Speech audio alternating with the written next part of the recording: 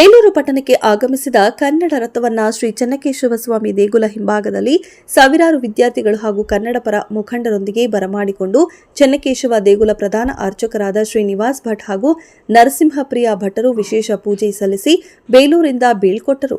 ಇನ್ನು ಈ ಸಂದರ್ಭದಲ್ಲಿ ಮಾತನಾಡಿದ ಅವರು, ವಿಶ್ವದಲ್ಲೇ ಬೇಲೂರು ಹಳೆಬೀಡು ವಿಶೇಷ ಸ್ಥಾನವನ್ನ ಪಡೆದುಕೊಂಡಿದೆ.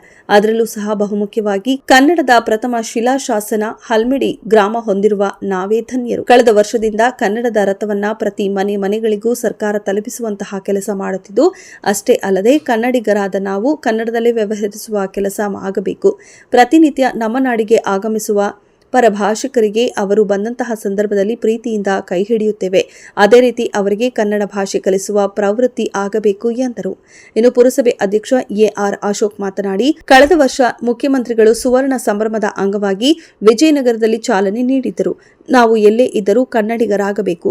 ಮೈಸೂರು ರಾಜ್ಯವು ಕರ್ನಾಟಕವಾಗಿ ಮಾರ್ಪಾಡಾದ ನಂತರ ಸರ್ವ ಭಾಷಿಕರು ಸರ್ವ ಧರ್ಮೀಯರು ಕನ್ನಡದ ಬಗ್ಗೆ ಹೆಚ್ಚಿನ ಗೌರವ ಕೊಡಬೇಕು.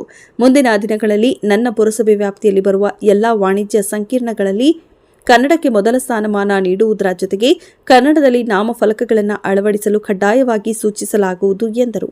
ಇದೇ ವೇಳೆ ಧರ್ಮಸ್ಥಳ ಗ್ರಾಮಾಭಿವೃದ್ಧಿ ಮಹಿಳೆಯರು 101 ಕುಂಭಗಳೊಂದಿಗೆ ರಥಯಾತ್ರೆಗೆ ಮೆರುಗು ನೀಡಿದರು.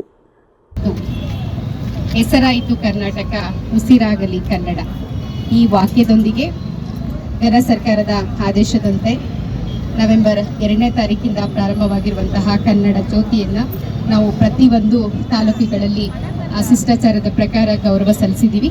ನಮ್ಮ ತಾಲೂಕಲ್ಲಿ ಕೂಡ ವಿಶೇಷ, ತಮಗೆಲ್ಲ ಗೊತ್ತಿರೋ ಹಾಗೆ ಹಾಸನ